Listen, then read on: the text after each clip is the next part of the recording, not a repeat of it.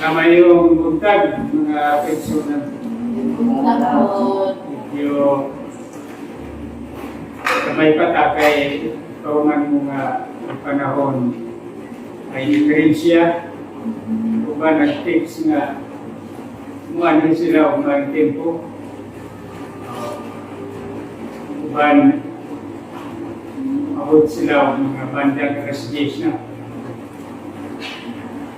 Atong igsoon sa kabintan plano nga umayong tempo sayo kay dito ng ilang mga bata kay dedication, child dedication na ilang ipadedicate nga mga bata na mapuno na diri sa bisyad kumora man na kanang mga pagtulong ikan sa mensahe sa sugod.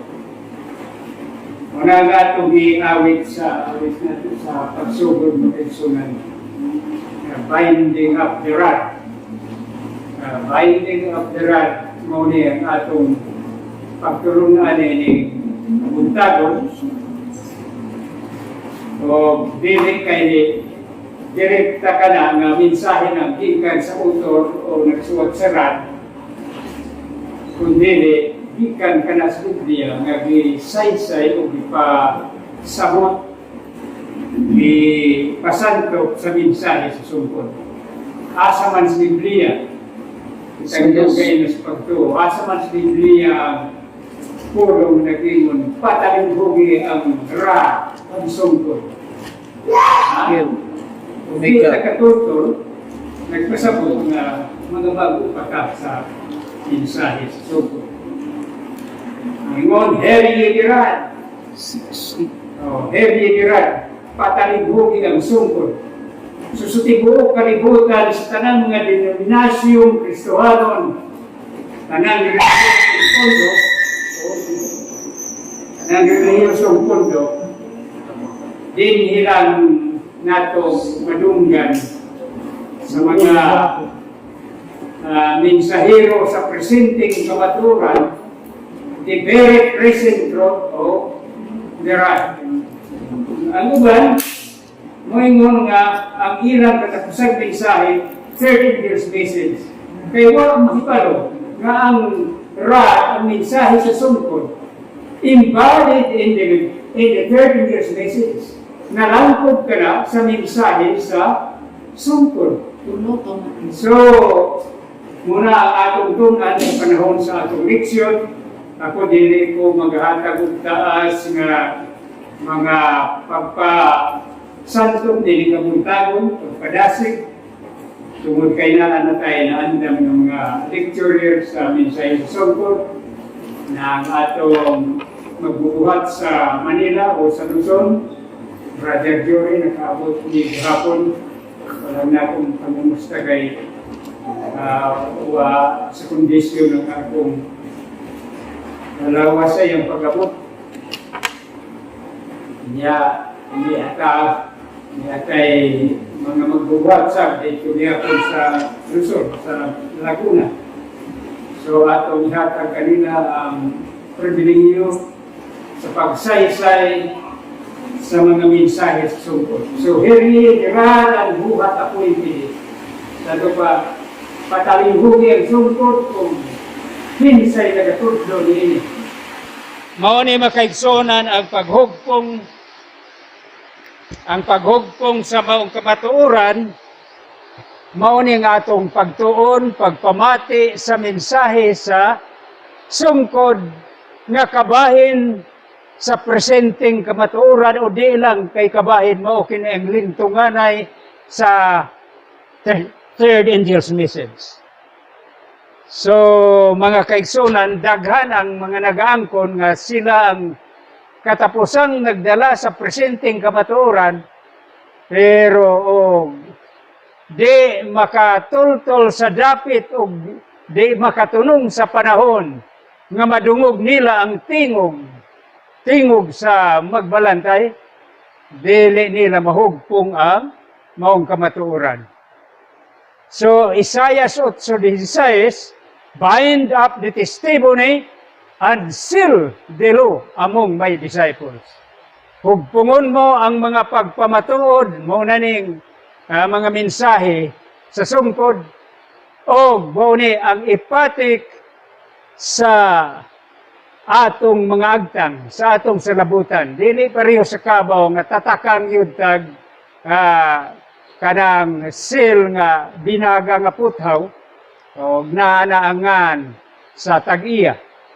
Ang sealing nato, it is absorbed individually, intellectually, sa ato masabot, pinaagi sa ato hunahuna, o atong pagasundon makaigsunan ang mong mensahe. Atong kinabuhian, mauna ang dakong pangandam nga masabta nato ang presente nga kamaturan. Mauna ang atong giawit ganina, it's the very present truth binding up the rod. So, mahibuong mo kaigsunan, ingon pa ni mga bata o mga dalaga, dalagitan ni Brother Palacio, mga apo naman tingali ni Brother Palacio, wala ni nga mga message ng ilang madungog diri sa Liberty, wala dito sa kadakaan, nga gingalan nato mother. Niya og mutabong pata sa mother, ang nasabtan sa uban, muadto dito kay makiglalis sa inahan. Kay sa Bisaya nga Biblia, sa Usias 2:2, naingon, pakiglalis ka mo sa inyong inahan, pakiglalis ka mo kay siya, dili na akong asawa. Nagingon ang Dios nga girepresentahan sa bana. Agagsunan, sipyat ka na nga translation, tanawan ninyo sa English. Ang English nga Biblia, may original nga gikuhaan sa Bisayan translation, Cebuano, Tagalog, ubang pang mga dialekta o mga pinulungan sa Pilipinas. O ang English, may original alang sa English-speaking countries, nga mao kinay unang naghubad si William Tyndale gikan sa Greek language, ang Griego nga nabilin sa kalibutan sa panahon sa atong Ginoong Hesus. Dito kuha sa Griego ang New Testament. Dito sa kuha ang pinulungan nga English. So, anha ta sa original. Unsa man sa English ang Usias 2:2? Giingon na nga, plead with your mother, dili di ay pakiglalis. Nakita ninyo, lahira, pakiglalis ka mo sa inyong inahan. Mao nang mutambong ang uban, nga mga rod believers, murag andam na sa pakiglalis. Pakigdebate. Kay mo may napatik sa ilang nabasa sa Biblia, nga pakiglalis ka mo sa inyong inahan. Pakiglalis ka mo. Pero sa English ay, plead with your mother. Pangamuyo ka mo sa inyong inahan. Sa Tagalog, pagsusumamo kayo sa inyong ina, sapagkat siya ay hindi na ang aking asawa. Balipay ta, kay naay ang asawa, among the faithful Seventh-day Adventists, maura na ang giangko niya nga, sakop sa iyang asosasyon, sakop sa iyang iglesia nga buhi, ang iglesia nga maong kasing-kasing sa tibuok kalibutan, mao ni makaigsunan ang giingon nga, mga muyo kamo sa inyong inahan. So kung mga muyo ta sa inahan, maayo nga pagtagad. Gipasud ta didto sa maayong paagi. Effective sighing and crying. Effective sighing and crying. What is sighing? Sighing is to reform or to repent over all our spiritual declension. Volume 5, page 211. So, magreforma usata sa atong kaugalingon, maghinulsulta sa atong mga sala, mao pa ta musyer, mao pa ta ang kahulugan sa say o cry, mao na twofold message sa atong kaugalingon, individually, personally, maghinulsulta o sa ingon niya na makapaambit na ta. Ato pa, we have to share answerer to answerer, page 24, 23, 24. Muna kahulugan sa cry. Ang usa ka kahulugan sa cry nga atong nakatunan sa grade 1 pata sa English, hilak. Pero ang deeper meaning sa Biblia, once the word cry is used, is to shout. Oh, singgit. Ang hubad gani nga tiyabaw, medyo dapang hilak gihapon. Tiyabaw. Pero sa English, cry aloud, spare not, lift up thy voice like a trumpet, and show my people their transgressions. It is not to the wicked world, but to those whom God designates as my people. Dili ka na para sa dautan nga kalibutan, apan ngadto kanila nga gitumbok sa Dios nga iyang katawhan. Cry to the house of Jacob. So, unsa man ang house of Jacob sa atong panahon, ang atong mother church. So, although we cry aloud, makusog nga singgit, dilibot ipasabot, nga singkasingkahan nato ang mother church. Mga muyo ta sa atong nanay, atong mother church. Mauna ang charge nga gihatag kanato makigsunan. Bueno, di ko magdugay ang importanteng bahin nga akong gidala. Mao makaigsunan ang giingon ni Sister Miriam, atong igsoon nga mao'y nag-lead sa programa karon nga pagpadasig. So, ang importanteng pagpadasig nga atong kinahanglan karon nga una sa tanan, hinumduman nato ang pulong sa 10 Commandments nga mauray pulong nga nagsugod sa remember. Remember the Sabbath day to keep it holy. Second thing to remember, today is our scheduled first Sabbath assembly, and today is coincidentally the Happy New Year, the first day of January. Although we are not basing upon the Gregorian calendar and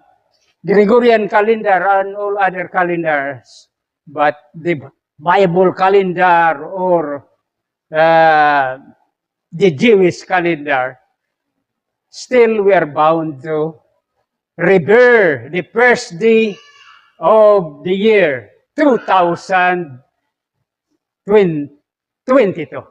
So, katulin makaigsuuna, di ba?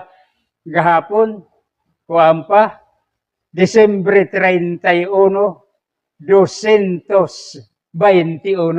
Karon, Enero 1, 222. Di madugay, maabot na sa 23, 24, 25, ambot og moabot pa ang atong mga kinabuhi.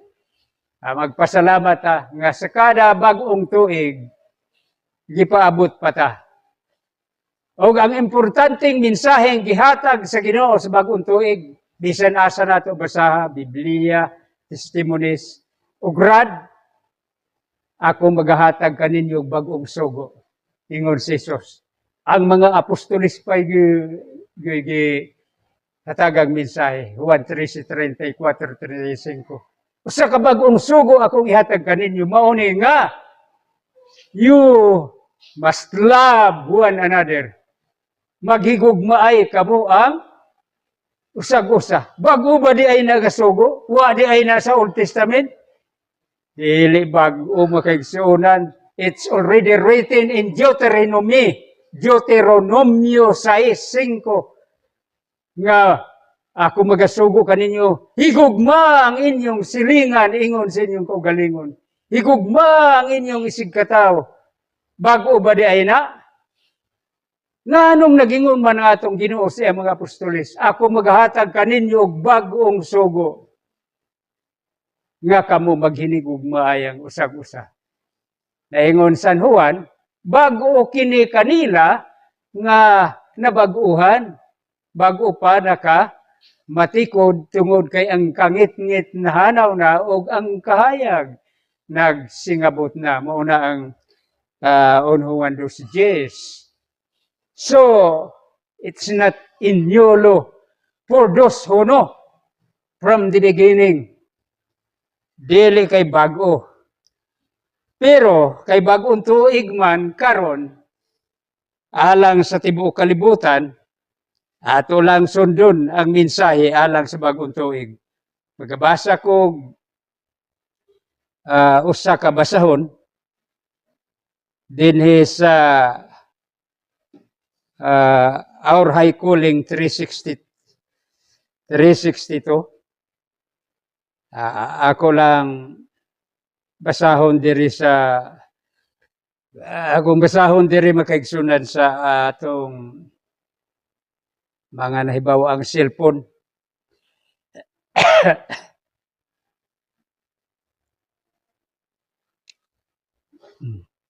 Let the remnant of this year be improved in destroying every fiber of the root of bitterness, burying them in the grave with the old year.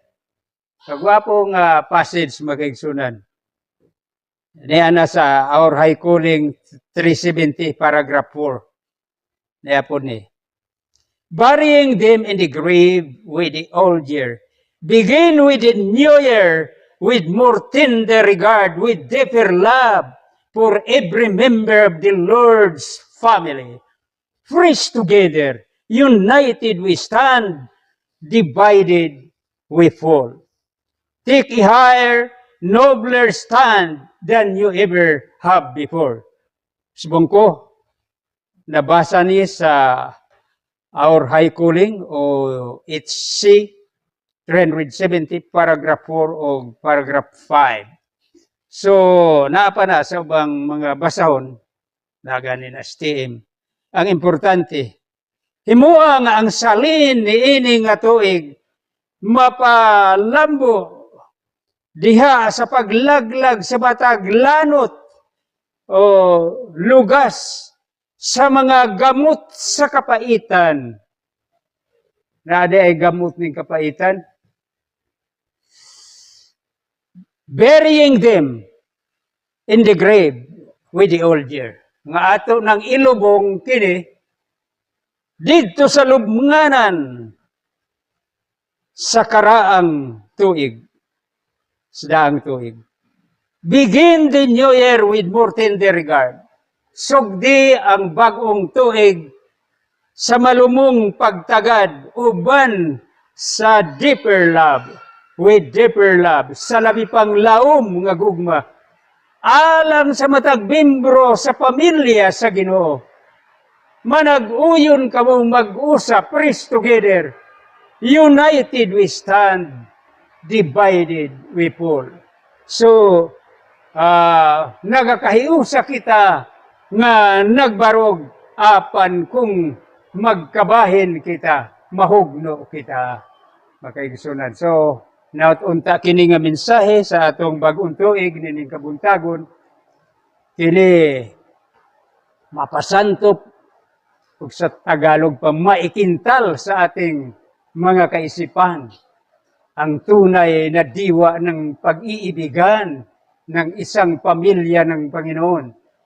Sa kapamilya sa Ginoo nga mao ang iyang asosasyon nga tinuod nining katapusan mga adlaw. So, makaigsunan ang Dios, magapanalangin kanato, atong timanaan ang gingon, Herye dirad, muni ang atong mensahe ni ining tibuok nga adlaw. Atong ipabuka ang atong mga igdulungog, paminaw sa atong mga lecturer, nga nga magabasa sa maong mga mensahe sungkod the very present truth of the rod. Mao ni makaigsunan ang importanteng bahin sa third angel's message. Ayaw mugtuo sa uban bang mga Kristiyano o bang mga reformador nga akamong David diyan sa rod, wala na sa third angel's message. Sila ang nawala sa third angel's message kay wa makaibalo sa presenting kamatuoran nga gisinggit sa mensahe sa sungkod o kiniin yung madungog dinhi lamang sa gitawag katiguman, katilingban sa mga katawhan nga nagadala sa mensahe sa sungkod. So, niining kabuntagon, atong timan-an makaigsunan ang maong mensahe kay kini mao ang Yahweh alang sa pagbukas sa bagong pultahan ug mo'y magasira sa daang pultahan nga Gibeon. Ang Ginoo magapanalangin.